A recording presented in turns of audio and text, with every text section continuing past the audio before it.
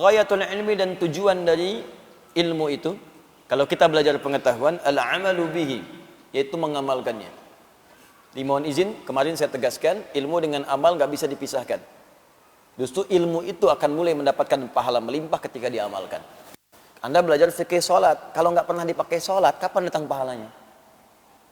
Hanya berhenti di saat belajar saja.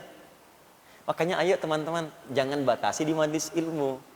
Anda yang kuliah pun, niatkan sebagai ibadah karena Allah. Begitu Anda bekerja, itu jadi pahala. Pernah nggak kepikir ke situ? Yang kuliah di ITB, di IPB, di UI, di IAIN, di UIN, dimanapun, coba niatkan sebagai ibadah.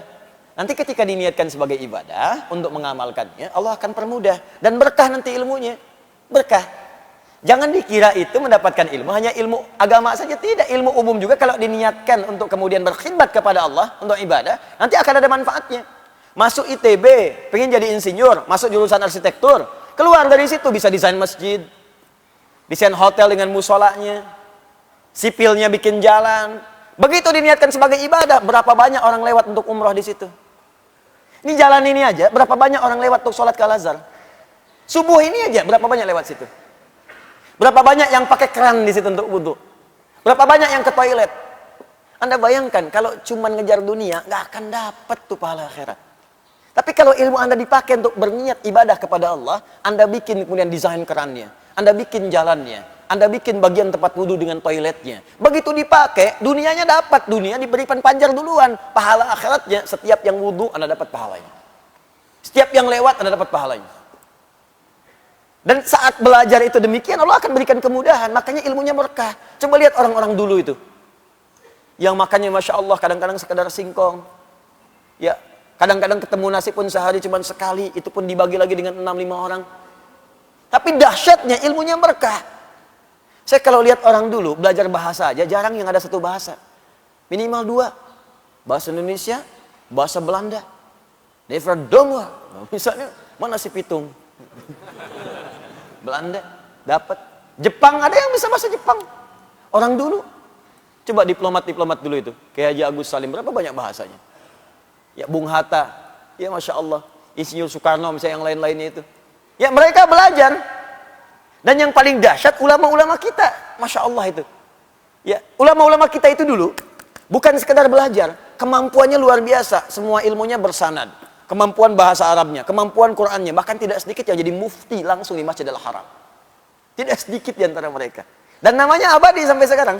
Bahkan murid-muridnya mengajar lagi. Syekh Yasin Al-Padani, berapa banyak muridnya sekarang mengajar? Syekh Ahmad Khatib Al-Minangkabawi, berapa banyak muridnya punya manfaat sekarang? Jadi saya sarankan kalau kita mau belajar dimanapun itu, termasuk Anda yang sekolah di kampus-kampus umum, ayo bikin konsep untuk ibadah. Dengan ilmu ini saya akan berkhidmat. Ingat pesan saya, kalau Anda kejar akhirat, dunia akan ikut. Tapi kalau Anda kejar dunia, akhirat akan meninggalkan Anda. Kita kesini untuk ibadah, sholat, taklim. Dunia ikut. Begitu selesai, ada kopi, ada sarapan, ada pisang, dunia tuh.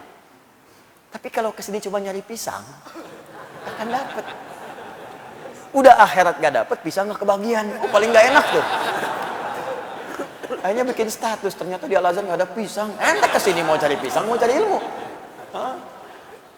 Jadi kalau kita nyari akhirat tuh ikut dunia semua. Saya sering katakan begini, rezeki itu udah diatur. Surga kita yang belum jelas.